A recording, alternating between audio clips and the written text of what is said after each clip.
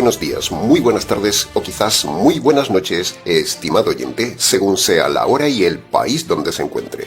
Reciba nuestro característico saludo pastoral al inicio del programa, de quien les habla, el pastor bautista Nikos Ricoy, emitiendo desde aquí, en Valencia, España.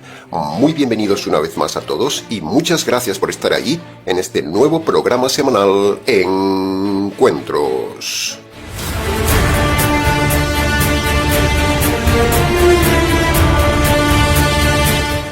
Estamos ya, estimado oyente, en el último mensaje del año. ¿Cómo pasa el tiempo? El tiempo se va como agua entre los dedos. El tiempo es un precioso regalo de Dios, estimado oyente. Y nosotros lo hemos aprovechado para darle 52 mensajes que hemos elaborado este año para usted como chefs de la Palabra de Dios, ya con más de 400 menús variados en el canal y 10 años de servicio en las cocinas del reino. Todo un récord de este pequeño canal, todo un referente culinario espiritual en la red. Muchas gracias por seguirnos, estimado oyente.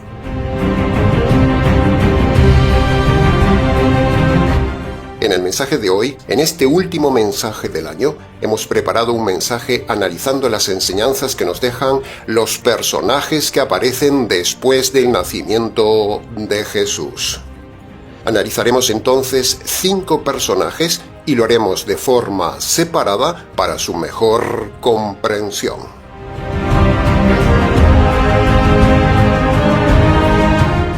Entremos entonces en el análisis, comentario y enseñanzas del primer personaje de hoy.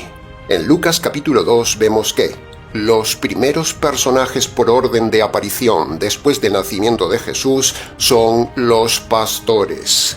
Punto número 1. El pasaje de los pastores evidencia que la Navidad no fue en diciembre, estimado oyente, porque es imposible que, con el clima de Israel en diciembre, que es invierno, hay frío, nieve, lluvia y viento, los pastores estuvieran a la intemperie de la noche cuidando el rebaño, como dice Lucas capítulo 2, versículo 8. Sería una locura, sería algo temerario estar en la noche de invierno a la intemperie, tanto para el rebaño como para la vida de los pastores. Nadie hace eso. Por lo tanto, la falsa Iglesia Católica es culpable del engaño de la Navidad en diciembre. No nos extenderemos mucho en este tema, ya lo hemos dicho muchas veces a lo largo de los años, pero sí declaramos culpable y mentirosa a la Iglesia Católica de inventar que la Navidad fue en diciembre.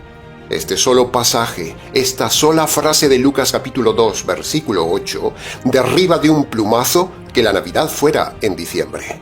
Por otro lado, como ya hemos dicho en su día, el hecho de que hubiera en estos días del nacimiento de Jesús un censo del Imperio Romano, el censo derriba tajantemente que la Navidad sea en época de frío, en invierno, donde la gente tenía que trasladarse de un lado a otro para censarse.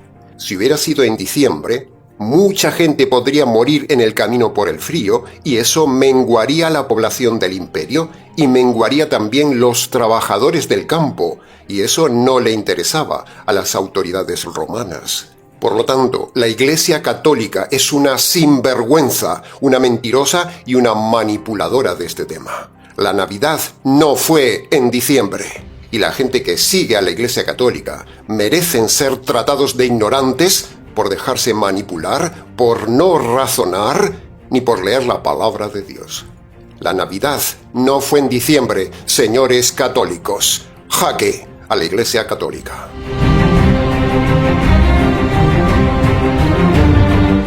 Punto número 2. El pasaje de los pastores nos muestra también que hay un mundo real más allá de este mundo material. Sí, las huestes celestiales irrumpen en el pasaje y eso nos muestra que hay un mundo maravilloso más allá de la retina. La aparición de los ángeles nos despierta la imaginación, la esperanza y la ilusión de que hay un mundo mejor más allá de la miseria humana, más allá de la carga diaria del trabajo, del asco de esta vida y de la dichosa ley de la entropía. La aparición de los ángeles nos muestra que hay un mundo nuevo, perfecto, glorioso, y el Mesías vino para darnos la entrada a ese mundo prohibido por nuestros pecados. Qué gran pasaje de esperanza vino a dar el Mesías, estimado oyente. una esperanza de un reino material, maravilloso y magnífico. M más M más M.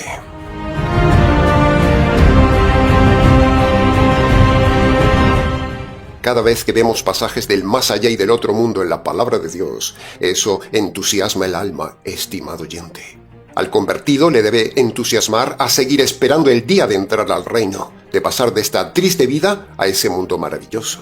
Y para los inconversos, este pasaje muestra que lo que ve la retina no es lo definitivo. Hay algo más, hay un mundo más allá de este mundo. Y eso debería hacer reflexionar al inconverso. ¿Qué pasará cuando usted muera y vaya al otro mundo? Este pasaje de Lucas nos muestra una partecita de ese mundo maravilloso. Pero también hay otras partes de la Biblia que hablan de un lugar de fuego, de llanto y crujir de dientes, de terror, de dolor, de castigo, de angustia y de encierro para siempre. ¿Cuál será su destino eterno, estimado oyente? ¿A qué mundo irá usted después de la muerte? El destino se decide aquí. El destino lo decide usted según haya tratado al Mesías.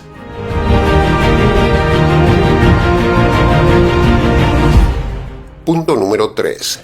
Lucas capítulo 2, versículo 11, tiene una frase contundente, impresionante, una de las frases más impactantes para la humanidad, una frase pequeña con una trascendencia eterna. El pasaje dice: ha nacido el Mesías. ¡Wow! ¡Qué frase preciosa! ¡Qué frase maravillosa! Pero.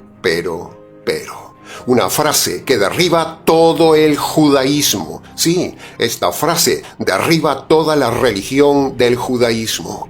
Antes vimos una frase que derriba toda la Iglesia Católica. Y aquí vemos que una sola frase derriba otra religión, el judaísmo. Y así hemos hecho muchas veces en el canal. Con una sola frase hemos derribado iglesias enteras. Es fácil derribar las sectas, son castillos enormes, pero de cartón.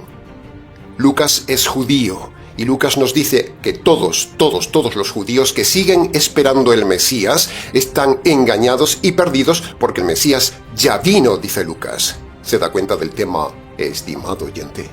Por eso estudiamos frase a frase la Biblia en el método expositivo, para poder derribar las iglesias de cartón y edificar en usted con la roca de la verdad. Tenemos toda la verdad en el Ministerio Tinajas. Sí, ha oído bien, tenemos toda la verdad y todo el año le hemos enseñado toda la verdad para que usted no esté en iglesias de cartón. Los judíos deberían aprender de los pastores judíos y de lo que dice Lucas, el judío. A los pastores se les anunció que el Mesías había venido y no se pusieron a la defensiva, no se pusieron en contra, no rechazaron el mensaje, sino que recibieron el mensaje con prontitud y fueron a comprobarlo a pesar de parecer algo increíble. De la misma manera, estimado oyente, estimado judío, estimado católico, adventista, calvinista, pentecostal, unicitario, mormón o quien seas, así deberías hacer tú. Te estamos anunciando como mensajeros de Dios, como ángeles, la verdad total. Y en lugar de rechazar lo que decimos, deberías comprobarlo, como hicieron los pastores. Todos los pastores de iglesias deberían tomar ejemplo de estos pastores de Lucas capítulo 2. Se lo repito. Todos los pastores de las iglesias deberían tomar ejemplo de estos pastores de Lucas capítulo 2 y confirmar que están en la verdad. Deje su orgullo, deje sus prejuicios, sea bereano y compruebe lo que le decimos, como hicieron los pastores de Belén.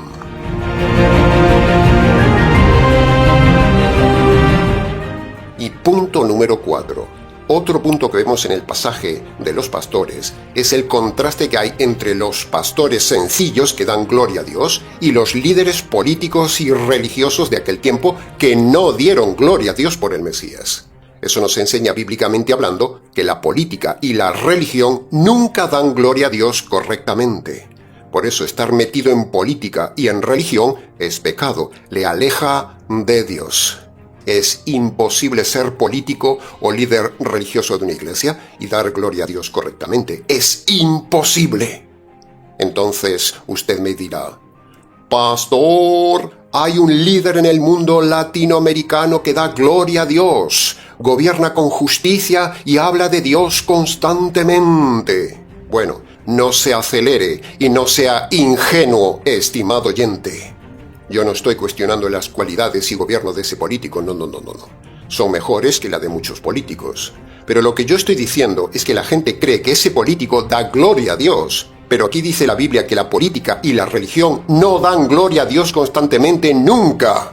Y en este caso, este político de actualidad no da gloria a Dios porque incluso tiene ideas y doctrinas que son contrarias a la verdad bíblica. La Biblia nos muestra que la política y la religión nunca dan gloria a Dios. Y entonces la pregunta es, ¿qué es dar gloria a Dios, pastor? Bueno, dicho en pocas palabras, dar gloria a Dios es, primero, tener toda la doctrina correcta. Segundo, ser salvo por medio del Evangelio. Solo un convertido da gloria a Dios. Un inconverso no da gloria a Dios.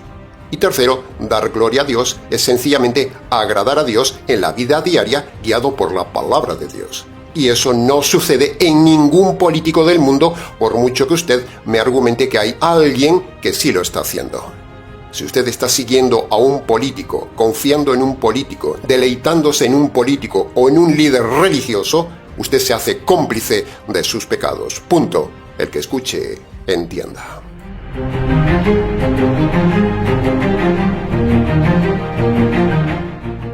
Entremos ahora en el análisis, comentario y enseñanzas del segundo grupo de personajes que vemos después del nacimiento de Jesús. Y esos son los magos de Oriente, como vemos en Mateo capítulo 2. De los magos de Oriente podríamos hacer todo un vídeo entero, pero no es el tema central de hoy. Pero lo que sí creemos importante destacar de estos personajes es lo siguiente. Punto número 1. Estos hombres no eran magos en el sentido moderno, no eran brujos o ilusionistas, ni santeros, ni espiritistas, ni astrólogos, no. Ni tampoco eran tres, como dice la tradición falsa, comercial y religioso católico romano, no eran tres. Al decir magos en plural, se muestra que son varios, pero no dice el número, pueden ser 2 o pueden ser 10. Lo de los 3 reyes magos es otra mentira religiosa tradicional de la iglesia falsa católico romana. Los magos de la Biblia eran gente sabia, estudiosos, muy probablemente astrónomos y hombres de ciencia que llegaron a Belén porque tenían información de las escrituras antiguas. De alguna manera la información bíblica de los profetas antiguos había llegado a ellos conociendo, por ejemplo, los escritos del profeta Daniel. Dios le había dado a Daniel en Babilonia la fecha de la venida de un Mesías. Y por alguna razón providencial, al igual que sucedió con el etíope de Hechos capítulo 8, los escritos de Daniel llegaron a manos de estos hombres y ellos decidieron investigar y obedecer esos escritos. Y ahí es donde vemos la salvación de estos hombres, en los 2 requisitos en su vida. Primero, los magos pusieron fe en las escrituras de Dios. Y segundo, vemos que los magos estaban alejados del pecado, pues cuando descartan pecar con Herodes, ahí se ve el arrepentimiento. Siempre son 2 requisitos para la salvación. Por cierto, ¿ha obedecido usted los 2 requisitos de los escritos antiguos de Marcos capítulo 1 versículo 15? Así como los escritos de Daniel hicieron ir a los magos a Belén, de la misma manera, estimado oyente, Dios hoy, por medio de este profeta que les habla, le dice a usted que debe ir a la puerta estrecha de Marcos capítulo 1 y versículo 15 y cruzarla dando los 2 pasos. Obedezca, estimado oyente, sea valiente y vaya a la puerta como lo hicieron los magos. ¿No le parece una enseñanza maravillosa esta de los magos? Haga como ellos, deje su comodidad y busque no ya al Mesías, sino al Evangelio del Mesías. A ellos les salva el Mesías, a nosotros nos salva el Evangelio del Mesías.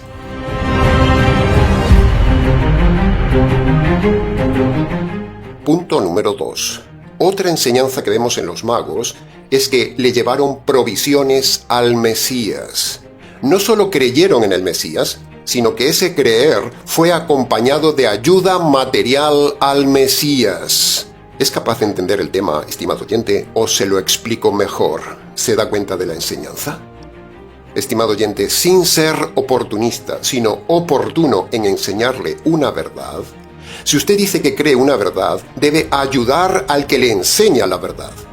Si usted ha creído nuestro mensaje de su iniciativa, como hicieron los magos, usted debería apoyar y ayudar a este ministerio que enseña la verdad del Mesías.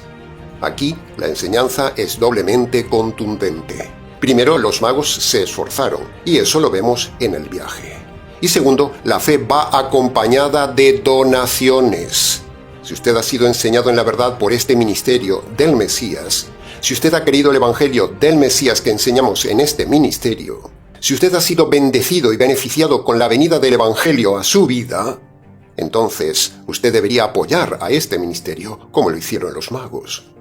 No somos lobos, no somos oportunistas, no somos aprovechados. Somos bíblicos y hay que enseñar este tema también.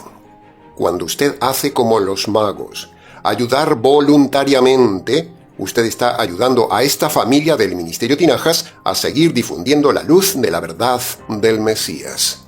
Así que aprovechamos para ser justos y agradecer intensamente a los modernos magos de hoy que nos ayudan a sostener este canal del Mesías.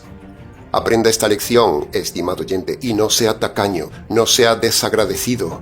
Aprenda a dar, porque la fe verdadera es dadora. Incluso el mismo Señor Jesús decidió vivir de las donaciones humanas. Por eso Judas era el recaudador de esas donaciones, porque la gente le daba y de eso vivía el grupo del Señor. Así hacemos nosotros, vivimos de lo que recibimos. Jesús pudo haber vivido de sus milagros. El mismo diablo se lo dijo: convierte las piedras en pan. Pero Jesús no lo hizo. Jesús decidió vivir de la voluntad dadora humana. Y así lo hacemos nosotros, estimado oyente, porque aprendemos de este pasaje.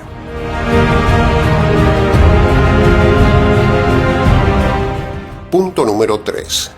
Mateo capítulo 2, versículo 11, dice de los magos: al entrar en la casa, vieron al niño. Esta pequeña frase es una bofetada más a la tradición navideña católico-romana de poner a los magos en el pesebre de Belén. El pasaje dice que los magos fueron a casa de Jesús, no al pesebre de Jesús. Y en Mateo capítulo 2, versículo 16, dice que Herodes mandó matar a los niños de 2 años para abajo. Si juntamos estas dos cosas, se nos enseña la mentira de la Iglesia Católica y la falsa tradición de la Navidad, diciendo que los magos fueron al pesebre. Los magos no fueron al pesebre, señores católicos. Los magos fueron a la casa de Jesús cuando tenía unos 2 años, no cuando nació. Así que cuidado con poner en el pesebre de su casa los magos, porque eso es una falsedad. No se deje llevar por la tradición y estudie la Biblia, estimado oyente, para no ser marioneta de este triste mundo religioso de hoy. El problema no es tanto el detalle de poner los magos en el pesebre de Belén. El problema es más grave. Es acostumbrarnos a creer la mentira religiosa y no comprobarla con la palabra de Dios.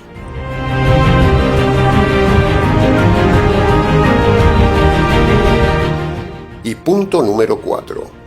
Los pastores fueron los primeros testigos en llegar esa misma noche del nacimiento. Sin embargo, los magos llegaron bastante más tarde a ver el Mesías, unos 2 años después. Es decir, unos vieron al bebé en el pesebre y otros vieron al niño en su casa ya crecido. Pero ambos se postraron ante el Señor. La enseñanza es clara. No importa cuando usted llegue a la verdad, lo importante es que llegue, que vaya, que se decida. Porque si Dios le está dando vida y salud, es para que usted llegue, vaya y se postre ante el Mesías. Dios sabe tratar con cada uno en su propio tiempo, pero sea cual sea ese tiempo, venga, estimado oyente, póstrese ante el Mesías hoy, póstrese correctamente, no como dice la religión. Póstrese ante Dios el juez y obedezca desde sus rodillas los 2 requisitos que manda el propio Mesías en Marcos capítulo 1 versículo 15 a los gentiles. Desde sus rodillas, postrado ante el Mesías, primero reconozca sus pecados de forma concreta y abandónelos. Segundo, reconozca desde esas rodillas que usted merece recibir la justicia de Dios por causa de sus pecados. Tercero, reconozca que esa justicia le cayó un día al Mesías en la cruz por usted. Y cuarto, agárrese por la fe de esa justicia caída sobre el Mesías. Esta es la primera y verdadera adoración que usted debe dar al Mesías. Cuando usted obedece Marcos capítulo 1 versículo 15, usted quedará perdonado y salvo de la condenación eterna como los magos y los pastores.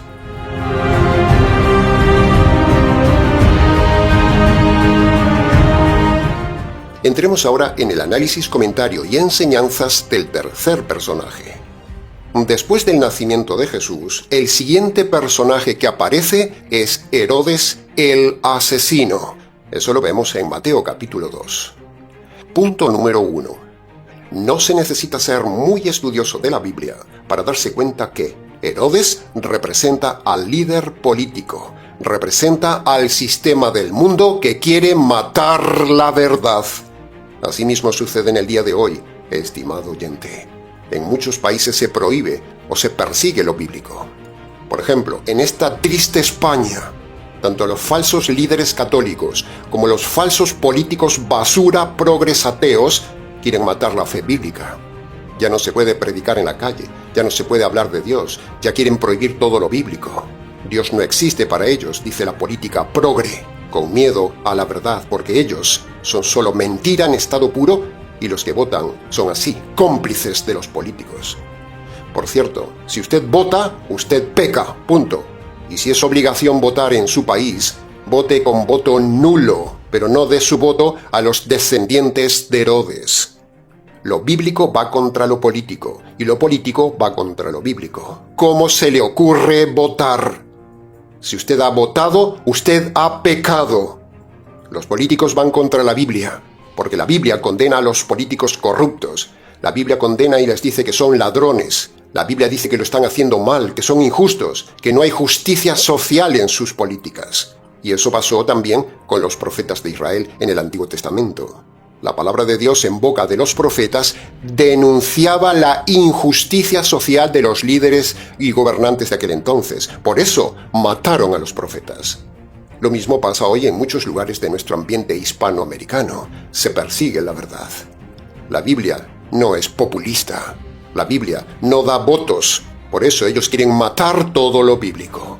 Son como Herodes, asesinos de la verdad. Punto número 2. Otra enseñanza que vemos aquí y que los líderes religiosos de hoy no han aprendido es la asociación de la religión como herramienta del poder. La religión y el poder siempre anduvieron juntas de la mano, y de eso saben mucho los católicos romanos y los calvinistas, siempre asociados al poder político para tener más poder. La Iglesia Católica es una ramera que se va con cualquier poder político. Los calvinistas hicieron lo mismo. Los reformadores fueron líderes políticos manipulando la política de aquel entonces con la religión. Por eso el calvinismo es basura en estado puro, porque Calvino fue político, dictador y asesino en Ginebra, asociando en sí mismo religión y poder político juntos. Busque esto que decimos en internet y verá que es verdad. Por eso hay que ser muy necio, muy ignorante para llamarse calvinista y ser calvinista cuando vemos todo esto en el asesino Calvino. Volviendo a Herodes. Herodes convoca a los principales líderes religiosos y finge interés espiritual. Decidme dónde está el Mesías para que yo también vaya y lo adore. Hipócrita. Así es la política. Palabras piadosas en labios de un impío político. ¿Cuántos políticos hay metidos en las iglesias fingiendo ser de Dios? El político utiliza la religión y la religión utiliza la política. Son dos lobos de la misma especie. Herodes hace igual que los políticos latinoamericanos. Utiliza el lenguaje religioso para fines políticos y los religiosos se aprovechan de la política para su interés personal. ¡Lobos! Ese espíritu no ha desaparecido hasta hoy, estimado oyente. Los políticos hablan de Dios en público, usan palabras bíblicas pero con un corazón que no se somete a la verdad de Dios. ¿Dónde está ahora Herodes, el asesino de la verdad? ¿Dónde? ¿Dónde están ahora los líderes religiosos cómplices de la política de Herodes? ¿Dónde? Han pasado ya más de 2000 años y recién están empezando a sufrir en el dolor interminable y eterno. Tenga cuidado, estimado oyente, usted que simpatiza y sigue a los políticos y se deja impresionar por los políticos que nombran a Dios. Todo es falso. Son como Herodes, asesinos de la verdad. Pero sin embargo, afortunadamente, la historia bíblica nos enseña que los planes de Herodes se frustraron, porque Dios está cuidando la verdad. Herodes no solo era un político malo, sino que era la personificación del rechazo humano a Cristo. Herodes es la imagen de todo hombre que dice en su corazón: aquí mando yo, este es mi reino, en mi vida mando yo, no Dios. ¡Wow! ¿Cuántas personas hay así, estimado oyente? El problema de muchos no es creer o no creer en la existencia de Dios o de Jesús, sino en no aceptar que Jesús sea el Señor de su vida. Y al final, el que muere es Herodes, y el Mesías vive para siempre. La historia lo demuestra. Reinos, gobiernos, sistemas, poderes que han intentado borrar el nombre de Cristo de la tierra, pero han fracasado. Ahí tiene el comunismo, las dictaduras, el falso progresismo democrático y un largo etcétera. Todos ellos pasarán, pero Cristo permanecerá para siempre. Amén. Aleluya.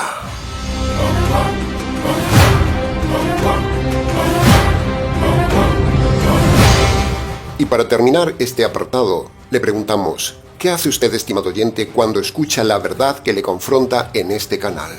¿Qué hace usted con lo que escucha en este canal? ¿Quisiera usted eliminarnos como hizo Herodes? Otra pregunta es: ¿se postra usted como los magos y los pastores o resiste la verdad como Herodes? ¿Se postra usted como los magos y los pastores o resiste usted la verdad como Herodes? No luche contra Dios, estimado oyente, no luche porque es imposible. No luche contra la verdad, no luche contra este canal. La historia muestra que no podrá vencer nunca. Al fin Herodes desapareció y el Mesías permaneció. Es mejor rendirse a tiempo que resistir contra Dios y acabar aplastado por Dios como el hijo de Herodes que murió comido por los gusanos. Reciba este mensaje y no lo rechace, estimado oyente.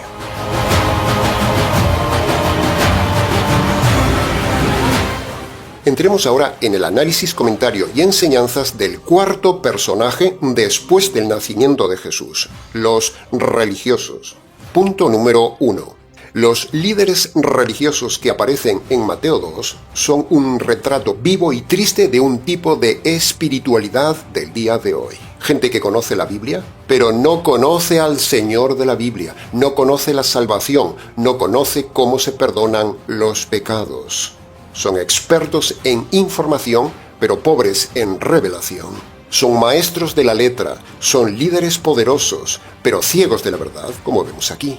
Y ahí tiene hoy a todos los líderes, teólogos y gente muy potente en las Escrituras, por ejemplo, en los católicos, calvinistas, adventistas, pentecostales, mormones, testigos, rabinos y un largo etcétera. Todos muy conocedores de la Biblia. Incluso no cualquiera puede derrotarlos argumentalmente, son muy estudiosos. Pero como dice Pablo en Romanos capítulo 10, versículo 2, tienen celo por Dios, pero no según el verdadero conocimiento de Dios. Y Pablo también dice en 2 de Timoteo capítulo 3, versículo 7, están siempre aprendiendo, pero nunca llegan al conocimiento de la verdad. ¿Se da cuenta que dos pasajes intensos dirigidos a gente muy religiosa, muy estudiosos, pero perdidos? Así son los líderes de este pasaje. Y así son también los líderes de todas las iglesias de hoy que conocen muy bien la Biblia, pero están ciegos a la verdad, como los líderes del tiempo del Mesías. Qué triste es esto, estimado oyente, qué triste es estar ciego, qué triste es presumir de conocer la Biblia, pero estar perdido. Líderes soberbios, ciegos guías de ciegos, y ambos al infierno. Usted no puede cambiar a los líderes, pero usted puede cambiar de líderes. Se lo repito, usted no puede cambiar a los líderes, pero usted puede cambiar de líderes. Ellos comen y viven de su engaño.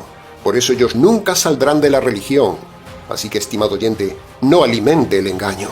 Aprenda esta lección y márchese de la religión.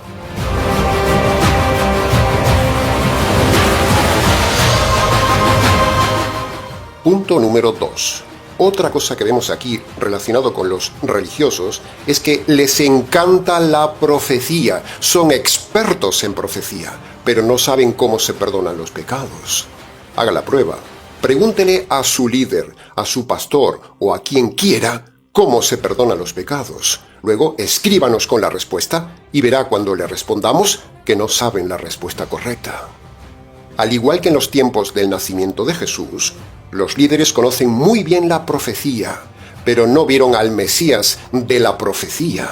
Así pasa con los rabinos, los pastores y los telepredicadores de hoy, que les encanta la profecía, son expertos, pero no saben cómo ser correctamente salvos ni cómo se perdonan los pecados. Se repite la misma historia, las cosas no cambian. Así que esta es una llamada de atención para ti, líder que me escuchas.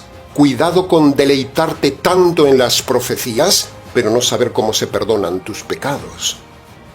Los líderes del tiempo de Jesús conocían perfectamente la profecía de Miqueas. Tenían la información correcta, pero no se movieron de su lugar. No fueron a ver al Mesías. No buscaron al Mesías. No se rindieron ante el Mesías. Se rindieron ante Herodes.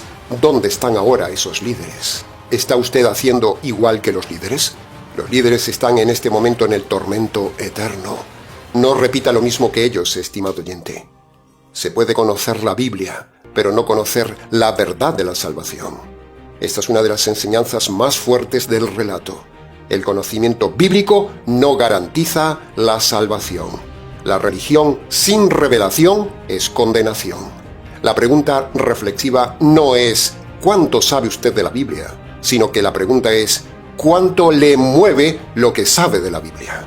¿Dónde está usted, estimado oyente religioso?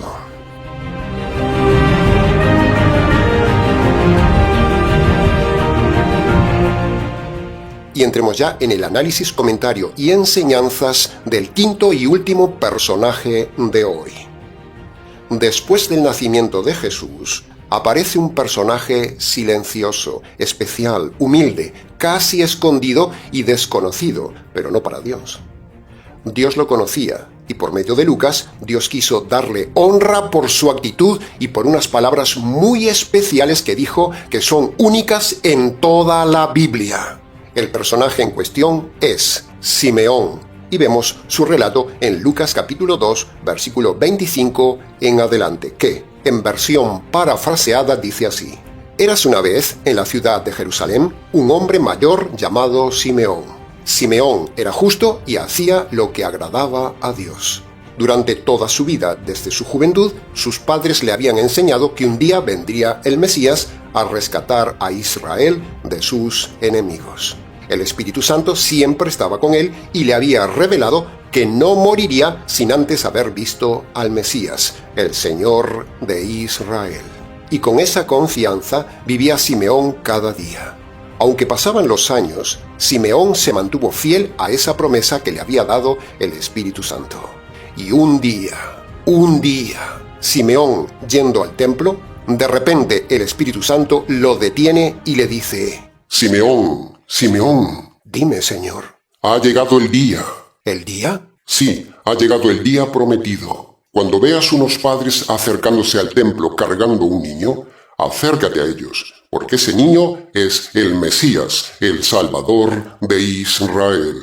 Pero, Señor, hay muchos padres en el templo, hay muchas parejas. ¿Cómo los voy a distinguir? Ten confianza en mí, Simeón. Yo te guiaré como te he guiado todos estos años.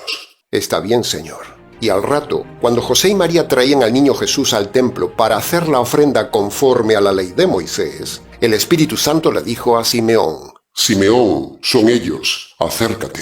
Y Simeón se acercó a la pareja, se paró de frente a los padres y hubo un silencio especial. María cargaba con el niño. Miró primero asombrada a Simeón y luego miró a José. Y José, con un gesto cálido de aprobación, la tranquilizó. Entonces Simeón extendió sus brazos y María le dio al niño. Y Simeón, lleno de gozo, tomó al niño con cuidado, con temblor pero con seguridad, alzó al niño levemente al cielo en medio de todos y dijo: «Bendito seas, mi Dios. Ahora ya puedes llevarme en paz, porque has cumplido tu promesa y mis ojos han visto tu salvación». Y José y María, asombrados de todo esto, al fin del día regresaron a Nazaret, la ciudad donde el Señor Jesús vivió, hasta el día que empezó su ministerio. Punto número 1. La segunda frase más impactante del mensaje de hoy, y una de las frases más importantes de la Biblia, está en este pasaje. Mis ojos han visto tu salvación. ¿Cuánta gente puede decir con seguridad esta frase, estimado oyente? ¿La puede decir usted? La primera frase de hoy era para todo el mundo. Les ha nacido un Salvador. Y la segunda frase es una frase individual y personal maravillosa. Mis ojos han visto tu salvación. ¿Puede decir usted esto? ¿Qué frase, estimado oyente? ¿Qué frase? ¿Puede usted ahora mismo decir con toda seguridad que sus ojos han visto la salvación? Entonces, con coraje, usted probablemente me diga: «Claro que sí, pastor, yo tengo salvación. Voy a misa, acepté a Jesús en el corazón, repetí una oración de fe, soy un calvinista elegido, soy presbiteriano, fui bautizado, soy bautista liberal, he aceptado a Jesús como mi único y suficiente Señor y Salvador, voy a la iglesia, diezmo, ayuno y hablo en lenguas». Pero mi estimado oyente, nada de eso le da salvación. Las iglesias no dan salvación, dan condenación. Punto número 2. En el pasaje bíblico que le hemos leído, hay implícita una doctrina teológica contundente. No podemos hoy extendernos mucho en el tema, pero aquí vemos que el Espíritu Santo es una persona porque habla, dirige, dice el futuro cercano, y eso muestra y demuestra contundentemente la divinidad y la personalidad del Espíritu Santo. Por lo tanto, jaque a los testigos de Jehová. Punto número 3. Preste ahora atención a esta siguiente doctrina. Es muy importante. Le anticipo que probablemente se lleve las manos a la cabeza por lo que vamos a decir. Una cosa es el Salvador y otra cosa es la salvación. Son dos cosas diferentes. El Señor Jesús es el Salvador y vino a traer la salvación. Eso es incuestionable. Pero esa salvación Él la da solo por medio de la herramienta que Él diseñó para la salvación, el Evangelio. El Señor Jesús no salva a cualquiera que le pida salvarle. «Señor, sálvame». No, eso no salva a nadie. Porque desde la resurrección de Jesús hasta ahora, teológicamente hablando, el que salva no es Jesús, es el Evangelio de Jesús, dicho por el mismo Señor Jesús. Él lo dijo allí en aquel pasaje que dice: «El que crea el Evangelio se salvará». ¿Ve? Ahí lo tiene. Ahí tiene los tres elementos: el Salvador, Jesús, la salvación y la herramienta de salvación, el Evangelio. Son tres cosas diferentes. El Salvador sin Evangelio no da salvación a nadie. Por eso, el que salva no es Cristo, por muy raro que le parezca, como dicen en las iglesias. Lo que salva es el Evangelio del Señor Jesús. Y si usted no conoce el verdadero evangelio jurídico a los gentiles, usted no tiene salvación por mucho que crea en Jesús, que es el Salvador. Y decir esto puede ser escandaloso, pero es una verdad bíblica teológicamente irrefutable. En las iglesias se enseñan mal. En las iglesias se enseñan que Jesús les salva. No, lo que salva es el evangelio de Jesús. Lo que sí es un escándalo es lo que se enseña en las iglesias. Venga a Jesús, entregue su vida a Cristo, repita una oración, acepte a Jesús en su corazón. Todo eso no salva a nadie, porque Jesús dijo que la salvación es por medio de obedecer los dos requisitos de Marcos capítulo 1 versículo 15, dicho por el mismísimo Señor Jesús: arrepentimiento de los pecados y creer el Evangelio. es muy importante que usted sepa esta doctrina, estimado oyente.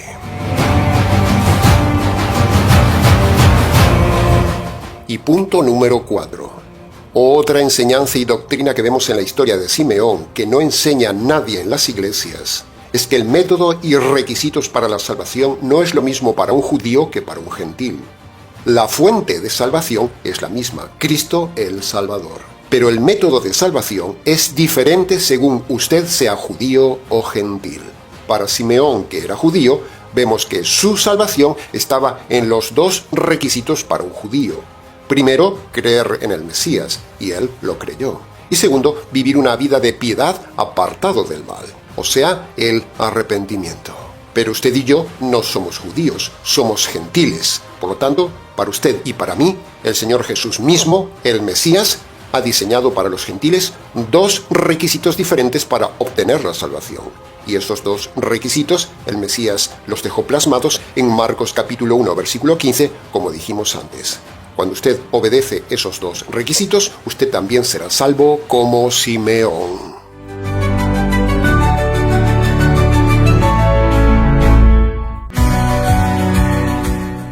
Bien, y llegados ya al final del mensaje, la conclusión general es que los 5 personajes que aparecen después del nacimiento de Jesús nos dejan 5 lecciones para terminar el año.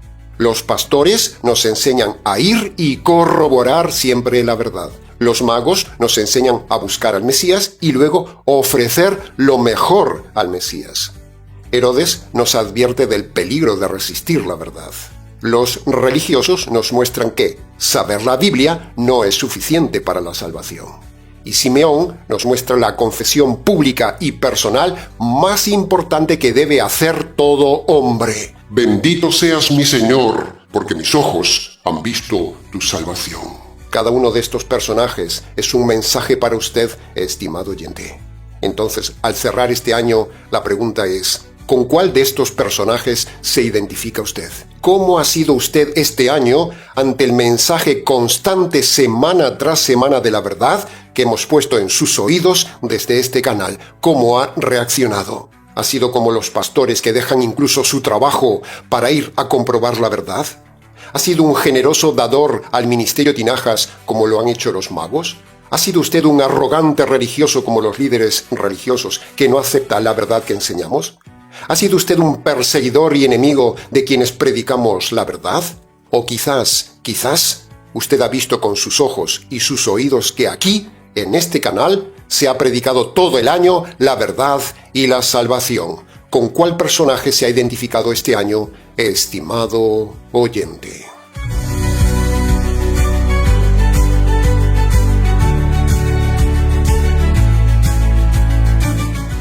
Bien, y hasta aquí con el último mensaje del año. Siempre se puede decir más de un tema, pero creemos que con lo dicho ha sido suficiente para su enseñanza y su reflexión. Hemos trabajado para usted todo el año con todo el corazón. Reciba nuestro saludo de parte de todo el equipo de trabajo del Ministerio Tinajas.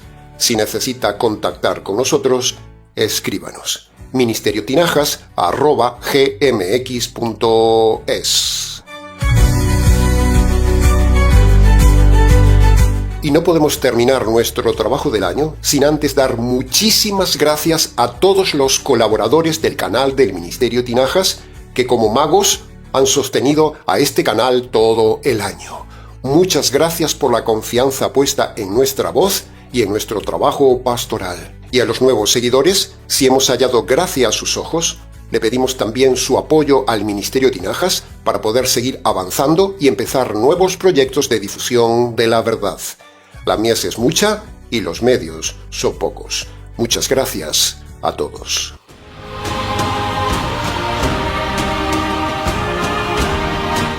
Ahora sí, nada más en este último mensaje del año. Como siempre, les ha compartido este programa y todos los programas del año quien les habla, el pastor y expositor bíblico Nikos Ricoy, emitiendo todo el año desde aquí en Valencia, España, para todo el mundo hispanoamericano. Le deseamos que tenga un feliz fin de año en paz y en sobriedad. Será entonces con el gusto de siempre hasta nuestro próximo mensaje, el primer domingo del año, aquí en nuestro habitual programa semanal Encuentros.